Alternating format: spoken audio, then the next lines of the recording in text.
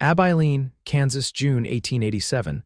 The sun was just starting to lean west when Vaughn heard the sound. A woman's cry, low and raw, cut through the heat like a blade, coming from the alley behind the first bank of Abilene. He stopped mid-step, hat in hand and dust on his boots, his chest tightening as the sound hit again, muffled but clear. He followed it. Behind the bank, where the shade gave no comfort and the ground smelled of dry earth and horse dung, sat a woman crumpled against the stone wall. Her dress was worn through at the hem, pale blue faded to gray. Her arms wrapped around her knees, her face buried. She looked like she had not breathed easy in weeks. Clay stepped closer, slow, cautious. "You all right, miss?" he asked, voice soft but steady. She flinched, wiping at her face before lifting her head. Her eyes were red-rimmed, cheeks blotched with tears, but there was defiance in her gaze too.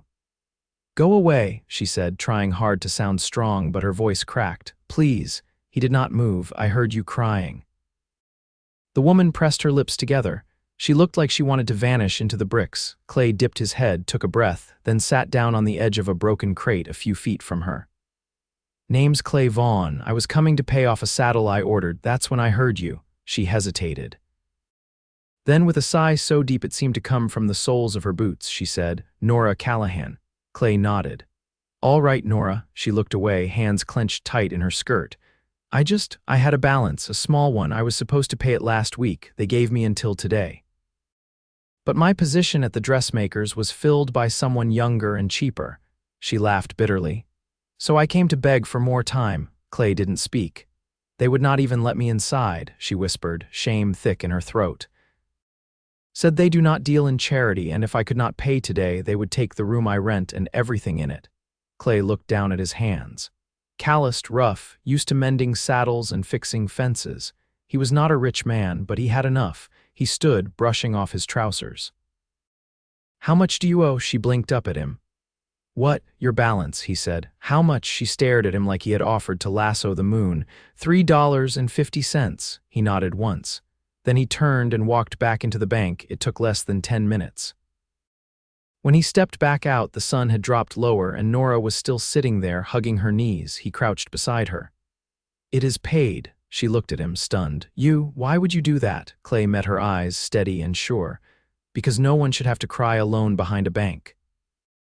And because I do not reckon I like the thought of you sleeping in the street." She opened her mouth, then closed it again, eyes shining. He stood, offering his hand. "Come on, you should eat something." Nora hesitated, then she took his hand. They walked to the diner by the livery, where folks still minded their own business. She barely touched her stew at first, watching him like she was waiting for the catch. "There is no favor you owe me," Clay said between bites. "I just did not want to walk away and forget I saw you there." Nora's eyes filled again. This time she let the tears fall. Over the next few days, Clay helped her get her things back, what little she had. A cracked mirror, a needle case, a photo of a boy and a girl in front of a cabin. She caught him looking at it once. "My children," she said quietly. "Gabe and Grace. Their father left last winter, said he was going to Wyoming for work, never came back. I sent them to stay with my sister in Nebraska until I could get on my feet again." Clay said nothing, but something in his chest twisted hard at her words. He found her a new position at the mercantile, sorting inventory and helping customers. It paid better than the dressmaker, and she came home with her hands full of stories instead of calluses. Each night, Clay walked her to her door, tipped his hat, and went home alone. Until one evening, 3 weeks after she cried behind the bank, Nora stopped at his gate instead of hers. "Clay," she said, voice low, "why are you doing all this for me?" He looked at her long, then said, "Because I see how hard you try. Because I know what it is to be left behind. And because every time I see you smile, I feel like something in me settles." She stepped closer. "You said I would not stand alone again." Clay reached for her hand, slow, deliberate, "And I meant it." Nora looked down at their joined hands. Then she leaned forward and pressed her lips to his cheek. "I believe you." That night she let him walk her inside, and for the first time in a long time she did not lock the door behind her. The summer deepened. Days stretched long and quiet, yellow heat rising from the streets of Abilene. Clay's hands stayed busy with tack repairs and wagon wheels, but his thoughts bent often toward the woman living 2 doors down from his. Not with urgency or unrest, just steady, like a river running beneath the surface. Nora settled into her new rhythm at the mercantile. She took to the work with a kind of quiet precision, her fingers deft around the ledgers and cloth bolts. She wore her hair in a braid now, pinned up to keep it back, and sometimes when she passed Clay on the boardwalk, their eyes would meet and hold just a second longer than needed. One evening, as the sky turned to copper, she knocked on his door. He opened it with a cloth still in his hand, wiping away the day's grease. Even in Nora, she held up a parcel wrapped in brown paper. "I made something for your table." Clay stepped aside. "Come in." She laid the bundle down and unfolded it, a round loaf of cornbread, still warm. "You didn't have to go to the trouble," he said, closing the door behind her. "I didn't mind," she replied. It felt good to make something that might last more than a day. Clay looked at her, then pulled a chair out for her and set about slicing the bread. He poured 2 glasses of cool water from the pitcher near the stove and handed one over. She took a long sip. "I got a letter from Grace this morning. She says Gabe tried to shoe a pony with nails from a crate lid, split his thumb wide open." Clay chuckled low in his throat. "Sounds like a boy. He's always been that way, bold as brass, never thinks twice." "You miss him," Clay said, not as a question. Nora nodded, folding her hands around the glass. Every minute. He watched her fingers, how they tightened and loosened. "You plan to bring him back when I can rent a place with a second room," she said, "and keep it." Clay leaned back. "There's a small house just past the edge of town. Old widow passed last winter. Her son's been looking to rent it out. Fair price, needs a roof patch, but it's solid." Nora glanced at him, unsure. "I don't have anything set aside yet." "I could help," he said simply. She lowered her gaze. "I don't like owing people." "You wouldn't," he said. "Not with me." She looked up at that, something shifting behind her eyes. "Why do you keep stepping forward like this?" He turned his glass in his hands. "I guess I've lived quiet a long time, did my share of drifting.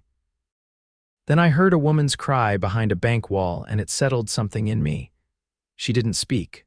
The quiet stretched long between them, filled only by the creak of wood and the hum of wind against the shutters. Finally, she said, "I wasn't raised to lean on anyone. I wasn't raised to walk past someone hurting."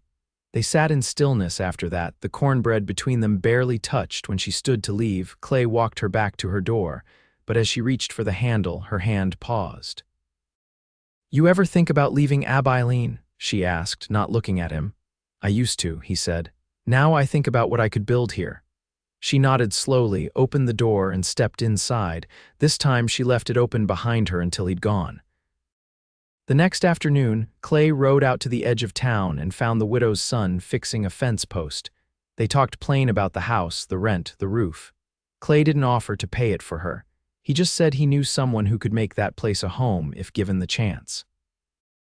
By week's end, Nora had the key. She spent the next days scrubbing the floorboards and washing the windows. Clay came by with a sack of nails and a bundle of shingles.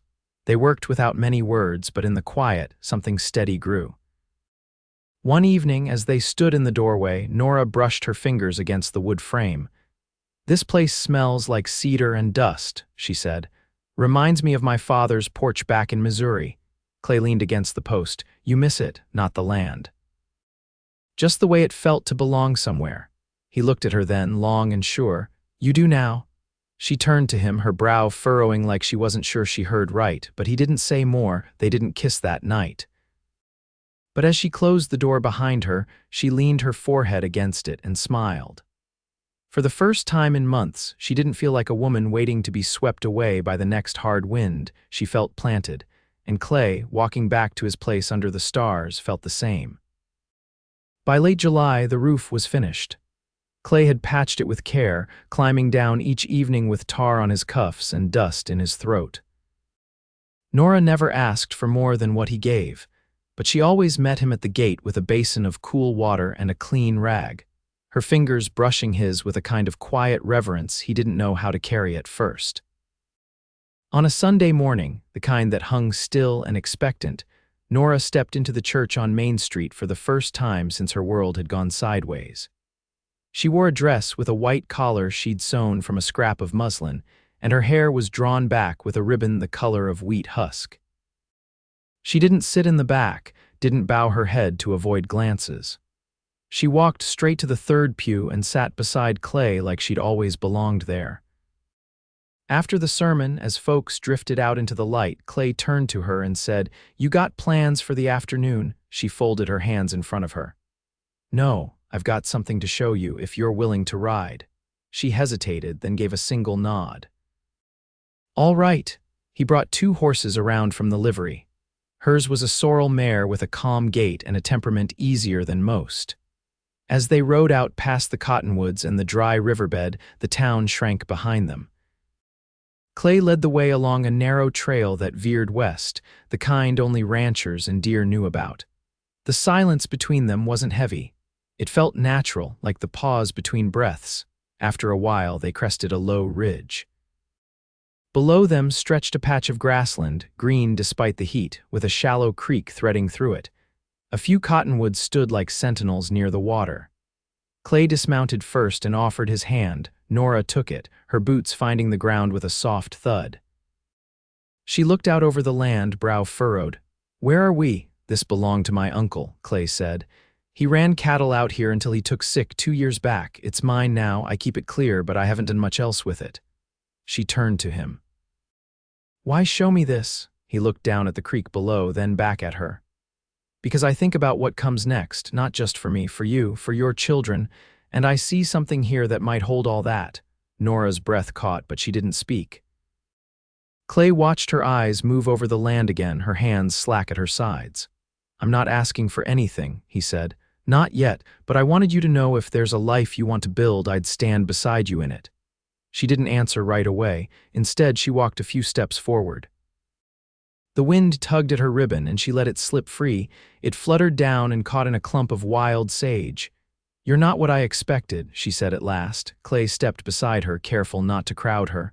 "What did you expect? Someone who'd want thanks or repayment? Or something I couldn't give?" "I don't want anything but truth," he said, "and your peace." She turned to face him fully then, her eyes searching his. "I haven't known peace since the day my husband left. Peace ain't something that finds folks," Clay said. "It's something they build." Day by day, her gaze softened. "And you'd help me build it?" "I would." They stood there as the sun burned high and the creek whispered below. On the ride back, Nora didn't say much, but her hand brushed his once when their horses drew close. She didn't pull away. That night, she lit a candle in the kitchen window of her new house. Clay saw it from his porch, a single point of light against the dark. He didn't go to her door, didn't knock or call out, but he stood a long while, hat in hand, and smiled into the quiet. Inside, Nora sat with her sewing in her lap, untouched. Across the room, the letter from Grace and Gabe lay on the table, opened and read. She would write back tomorrow. She'd tell them about the house, about the creek and the cottonwoods, and maybe even about the man who had given her more than kindness. Maybe she would tell them she was beginning to believe in steadiness again. And maybe, just maybe, that was enough for now. The train from Lincoln came in late, wheels grinding to a halt beneath a sky still streaked with pink. Clay stood just off the platform, hat low against the dust, watching as Nora stepped down with a boy on one side and a girl on the other. Gabe had grown into his boots already, his shirt too short at the wrists, but his chin lifted like he meant to take on the world. Grace kept close to her mother, hands curled around the strap of a carpet bag that looked twice her size. Clay didn't wave. He just waited. Nora walked toward him with a steadiness that hadn't been there before, her shoulders set, her eyes clear. "They're here," she said. He looked at the children and nodded once. "Welcome home." Gabe gave a stiff nod in return. Grace only blinked up at him, uncertain. They walked back together, the 4 of them, Nora keeping pace beside Clay while the children trailed behind, whispering to one another in the hush of early evening. The house came into view with its fresh roof and the small garden Clay had helped her mark out with twine and stakes. The candle in the front window wasn't lit tonight. It didn't need to be. Inside, the children wandered through the rooms, calling out small discoveries: a shelf already lined with books, a quilt folded neatly at the foot of a bed. Nora set down their bags and turned toward Clay. I wasn't sure how they'd take to the place, she said. They'll find their footing, he answered. Takes time, she studied him, then asked, and you still sure you want to be part of this? He didn't look away. I've never been more certain of anything. That night, Clay walked back to his own place under a sky washed silver. He didn't sleep easy, his mind full of Gabe's wary eyes and Grace's silence, but he woke before sunup and went to the mercantile for flour and dried apples. When he knocked on Nora's door, Gabe answered. The boy looked him over, arms folded. You're the one who fixed the roof, Clay nodded. I am. Gabe stepped aside, slow. Ma's in the kitchen. Nora was rolling biscuits. Her sleeves were pushed up, her hair pinned in a way he hadn't seen before, more practical than pretty, but it suited her. She glanced up. I didn't expect you this early. I brought apples, he said. Thought Grace might like a pie. She wiped her hands on a cloth. She would. Later that day, with the pie cooling on the sill and the children outside tracing the creek bed, Nora stood beside Clay in the doorway. Gabe asked me last night if you were staying, she said. What did you tell him? I said I hoped so. Clay looked out past the cottonwoods where the wind stirred the grass. I came here with nothing but a horse and a name. I built what I could, but it didn't mean much until you. She didn't answer right away. Then softly she said, It's been a long time since I let myself believe someone wouldn't disappear. I'm not going anywhere, he said. Not unless you tell me to. She turned toward him then, her hand finding his without hesitation. Then don't. That evening, after the dishes were dried and the pie had been split between 4 plates, Gabe pulled a deck of cards from his coat pocket and asked if Clay knew how to play poker. Grace curled beside Nora on the bench, her head against her mother's arm. The lamp flickered low, casting gold across their faces, and for the first time since Clay had stepped into that alley behind the bank, he felt the weight in his chest shift, not vanish, but settle, like it had finally found where it belonged.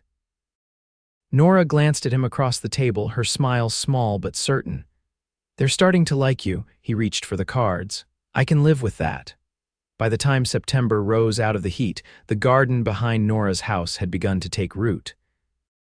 Not much, just a row of beans, a few straggling squash vines, and a scatter of marigolds she'd planted on a whim, but there was something about tending to it that calmed her. Clay had built a small fence to keep the neighbor's goat from nosing through the soil, and Gabe had tacked the gate latch on himself, proud of the straight line, even if it hung a little loose. On a morning cool enough to wear long sleeves, Clay came by with a scrap of paper folded square in his hand. What's that? Nora asked, brushing flour from her palms as he stepped inside. Invitation, he said. Harvest social out at the Miller Ranch, week from Saturday. There'll be music, he hesitated. And dancing. Nora looked at him, one brow lifted. You planning to dance? I'm planning to stand real still and hope you'll teach me how. She folded her arms, pretending to think. You ever danced before? Once, he admitted. But the girl was 6 and standing on my boots. She laughed, warm and unguarded. You may be in trouble then. Could be, he said, but I figure if I'm with you, I won't mind much. She didn't answer right away, only reached out and took the paper from his hand, her fingers grazing his. Then I guess I'll have to go. The week passed in pieces, Grace helping her mother hem the faded dress she'd chosen for the social, Gabe working beside Clay to mend a broken trough at the livery. No one said much about the dance, but the air in the house shifted, lightened, as if everyone knew something was coming they couldn't quite name. When Saturday arrived, Clay waited at the gate, jacket pressed and collar stiff. He looked uncomfortable, but he stood tall, hands clasped behind his back. Nora stepped out with her children behind her, her dress simple but clean, her hair drawn into a loose knot. She wore no ribbon this time, no brooch, just herself. You look like the end of a long drought, Clay said quietly, offering his arm. She took it without hesitation. The Miller Ranch was strung with lanterns, the barn swept clean and lined with hay bales. A fiddler tuned up near the corner, warming his bow with a few notes that wavered into the dusk. People milled about, faces familiar and curious, but no one stared. Clay guided Nora through the crowd steady, sure, like she'd always belonged on his arm. When the first reel began, she led him by the hand to the corner of the floor. "You nervous?" she asked. "Only a little. Don't be." "Just follow me," he did. Poorly, at first stepping too wide, then too slow, but she laughed each time and kept hold of him. By the third turn, something in him loosened. He stopped counting beats and started watching her eyes instead. They danced twice, then 3 times, and when the music slowed into a waltz, he pulled her close without asking. "Been thinking about something," he said, his voice low. I don't want to keep walking you to your door and then leaving." Her breath caught just slightly. No, he said. "I want to come inside, stay, not just for the night, for good." The fiddler's last note hung in the air as the waltz ended. Nora stood still in his arms, the lantern light catching in her hair. "I figured you'd ask sooner or later," she said. "Is that a yes?" She leaned in, her lips brushing his cheek. "It's a yes." They didn't rush the rest. Over the next few weeks, Clay moved his things into the back room. Gabe helped carry a crate of tools. Grace folded his shirts into Nora's drawers. There was no wedding dress, no preacher's speech, just a handshake with the sheriff, a paper signed, and 4 chairs pulled close around the dinner table that evening. That fall, Nora reopened her sewing needle case, not for the mercantile, but for neighbors hemming sleeves, patching trousers, stitching names into flour sack aprons. Clay built her a table by the front window where the light fell best. Grace started school that October. Clay walked her there the first day, his hand around hers, and waited on the edge of the schoolyard until the bell rang. Gabe took to helping at the livery after school, learning to file hooves and oil saddles, his hands already roughening like Clay's. Some evenings, when the air turned sharp and the fire cracked low in the stove, Nora would sit in Clay's lap in the old armchair, her head against his shoulder, her hand resting over his heart. "You still think of what you left behind?" she asked him once. "Sometimes," he said. "But I think more about what I found." She tilted her head to look at him. "What's that?" He brushed her cheek with his fingers. "Home." Outside, the wind rattled the shutters. Inside, the house was warm and full. Their lives didn't turn grand. There were no riches, no sudden ease. But there was laughter and quiet mornings and the sound of footsteps that never ran away. There was a garden that came back each spring and 2 children who grew tall and steady under the watch of a man who never once left. And for Nora, who had once wept alone in the shadow of stone walls, there was now a place where her name was spoken every morning with love and every night with peace, where her hand was always held and her heart always safe. And for Clay, who had wandered far and spoken little, there was now a voice beside him in the dark, a cheek against his chest, and a life built slow and true. They never needed to say forever, they lived it.